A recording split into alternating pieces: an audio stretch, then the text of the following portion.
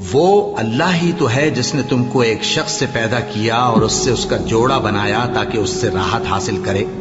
सो जब वो उसके पास जाता है तो उसे हल्का सा हमल रह जाता है और वो उसके साथ चलती फिरती है।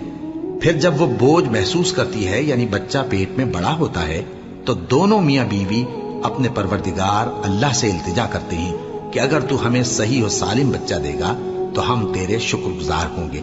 फिर जब वो उनको सही और सालिम बच्चा देता है तो उस बच्चे में जो वो उनको देता है उसका शरीक मुकर्रर करते हैं। सो जो शिर्क वो करते हैं अल्लाह का रुतबा उससे बुलंद है। क्या वो ऐसों को शरीक बनाते हैं जो कुछ भी पैदा नहीं कर सकते और खुद पैदा किए जाते हैं और न उनकी मदद की ताकत रखते हैं और न अपनी ही मदद कर सकते हैं। और अगर तुम उनको सीधे रास्ते की तरफ बुलाओ तो तुम्हारा कहा न माने। तुम्हारे लिए बराबर है कि तुम उनको बुलाओ या चुपके हो रहो।